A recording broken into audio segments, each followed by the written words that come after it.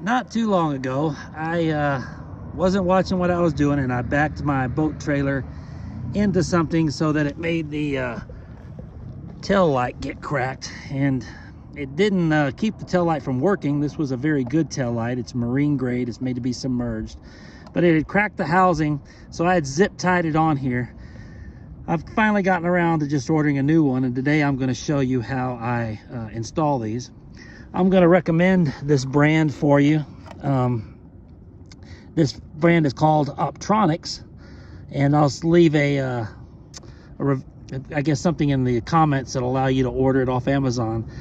I called to see if I could get these through the manufacturer's website, and they redirected me to their distributors, and one of those was O'Reilly Auto Parts. So I called those guys up, and they wanted over $200 for this light. I found them on Amazon for about $25.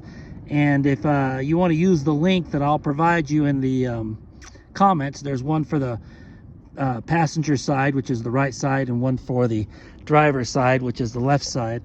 If you want to use either one of those links, it'll pay me a little commission. It won't cost you anything. The seller will just pay me a little bit. Helps me make videos like this. So let's get to work on installing this. First thing I'm going to do is I'm going to take off all these zip ties with a pair of wire cutters. I'm going to clip them off, and then I'm going to remove these two bolts, or these two nuts. These are the tools that I'm using today. I got a socket wrench with a 7/16 inch socket, a pair of wire snips or wire cutters. This is a wire stripper tool. This is an electrical connection assortment. We'll be using the butt connectors inside there.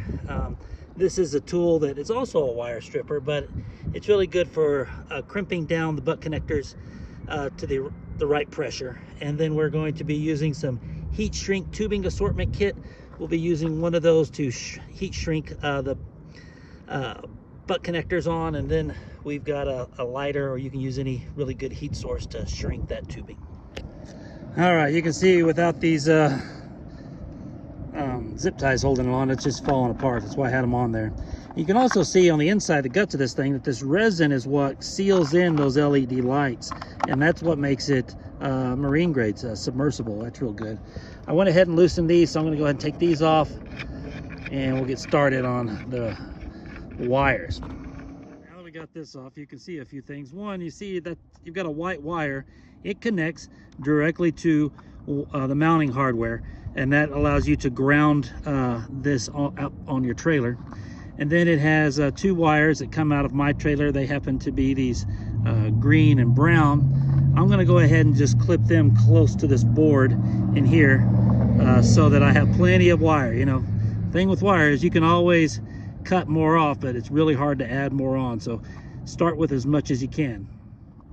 From the factory, the ends of these wires have already been stripped, but on the ones that I just cut, I need to strip those, so I'll be using my wire strippers to do that. So after I've stripped my pieces, I go ahead and I twist the ends.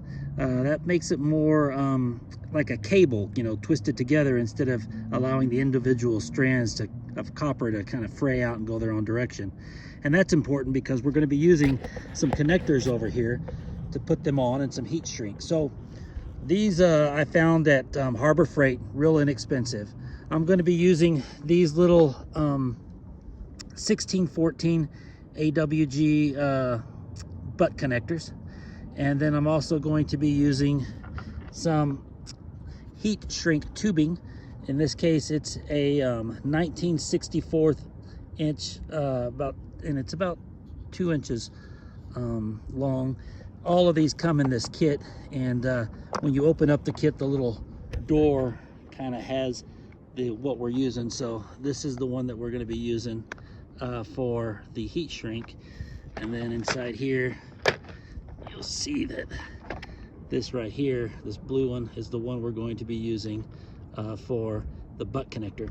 So the way a butt connector works is it has two open ends, and you put the end in so that the exposed copper, the exposed wires that you've stripped out, fit inside a little metal ring in there, and then you're going to crimp those down using a crimping tool.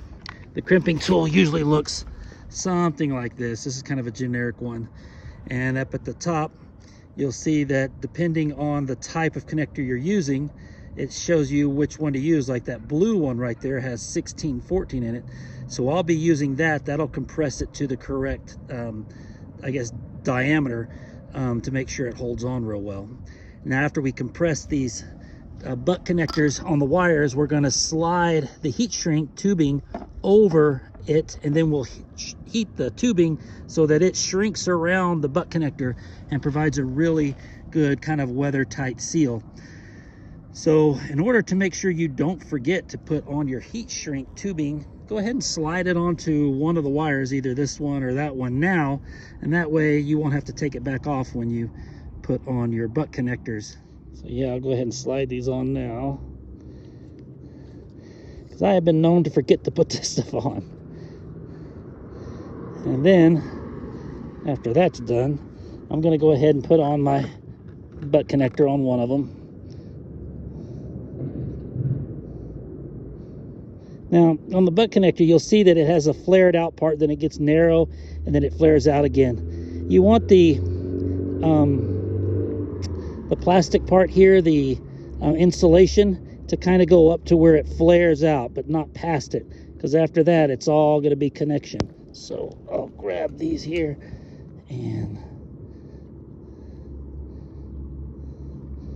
put it into the blue one there, and make sure my depth is right, and then I'll compress this on down. And what I like to do while it's still in there is I give it a tug to make sure it's not going to just slip out.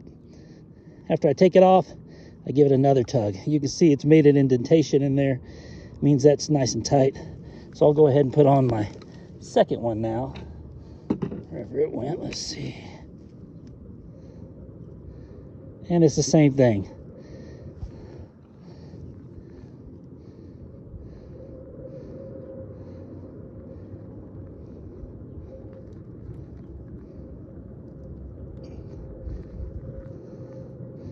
Give a little tug here. It's all good. All right, now I'm going just to connect the corresponding wire, so green to green, right? So I'll stick that in there.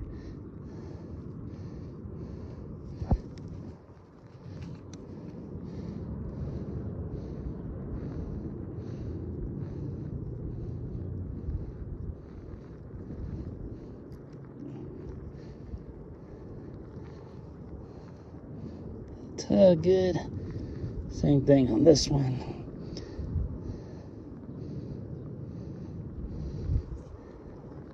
Man, I hope this is a good video, because I'm holding the camera between my two knees and I have sun behind me and I really can't even see the screen that well. So we'll see all this after I'm finished. So let's just check the video. All right. So now I've got my connectors on there. The only thing I need to do is ground it. I'll do that when I put the nuts on, but for right now I'm going to go check to make sure this light comes on, that my connections are good when I turn on my trailer lights. So I'll ground it by hand for a little while, just holding this onto the metal, and then I'll see if the lights come on. So I'll be right back. All right, so I got the lights in the truck on. So when I ground this, we ought to get some lights, and looks like they're coming on just fine. I can see that they're flickering on and off when I ground it, so we're good. Now I need to go ahead and cover my butt connectors with this heat shrink tubing, and then I'll use a Bic lighter or something like that, some heat source, to shrink it down. I'll show you that. And then you're gonna, hopefully the wind will work with us. It's not. I'm gonna have to shield this from the wind. All right, we got the shrink tubing collapsed over it. It's all shrunk up. Now we're going to go ahead and mount this on, but before you do that, you want to make sure you put your grounding cable onto one of the studs, so that when you put the studs through the holes, it grounds out. All right, when you're ready to mount this back to the trailer, a few things you should know. One is orientation. One end, it says the word top right there. You can see it, and that means that goes up. Obviously you want the clear lighted side to face the outside of the trailer. There's no sense in having the black side facing that way. That would be incorrect. You also see that you have like a cable management system in there. I've gone ahead and routed the cords or the power lines the way I want them. I'm gonna have to stick these back in here because they keep popping out, but I'll do that when I have two hands instead of one holding a camera. And then this kit came with stainless steel mounting hardware instead of the zinc that were on the old one. So I like that a lot better, and I've routed that grounding wire, the white one, to be around that bolt. So I'll go ahead and start putting this back together. I pretty much got this the way I want it. I just need to tighten up the mounting hardware, but you can see how those wires come out the side. I'm gonna be honest with you and be humble. Putting this thing on was the biggest pain in the neck, and it was my own stupid fault. After I turned on the lights to the vehicle, but before I came back to check to see if the lights were working, I got interrupted. And by the time that I came back, my vehicle lights had switched off automatically. I didn't know that. So I came over here and I couldn't figure out why the lights weren't working. I had cooked everything up right. It was grounded. What's going on? I thought the butt connectors must not be connecting on the inside. I must have put on 3 different butt connectors trying to figure it out before I just went and grabbed my multimeter and checked to see if there was any voltage, and there wasn't. There was no voltage coming out of the feed wires because the lights were had turned off automatically. I wasn't gonna say anything, but then I decided this can probably help out some person if I just tell them, look, if you've got the type of truck where your lights will turn off automatically, make sure you reset them when you go to check your lights, or do it a little bit faster, you know, between the time you turn them on and you check them than I did. Another thing I wanted to point out was that, well, let me turn the camera around. You can adjust which, you know, the mounting holes that you use for the light. You can see that they've got different ones that the bolts will slide down into. I've got it on the 2 outside ones, but you could simply just take this out and slide it in over here if you wanted to. And I ended up doing that because I wanted to make it so that there wasn't any space over here and that the side of my light wasn't hanging out, because earlier in the video I had it kind of sitting like this, space over here so you could see the wires going in. And I decided not to leave it that way, but I wanted to come back and tell you why. I left the space over here so you could see where the wires went in to the frame. But then off camera, I took this back off. I slid it over. You know, I changed where the mounting bolts were on the back of this bracket, and then I put them back on. And I like it a lot better right here because it gives protection all the way around, and it's a nice tight fit. Anyways, I thought I'd add this to the video. Hope that's the whole video. I hope it made sense. If that helped you out, please like and subscribe to this channel. It doesn't cost anything but some time, and it might help me get paid by YouTube. Maybe I can retire in Belize. Hope so. Thank you very much. Bye-bye.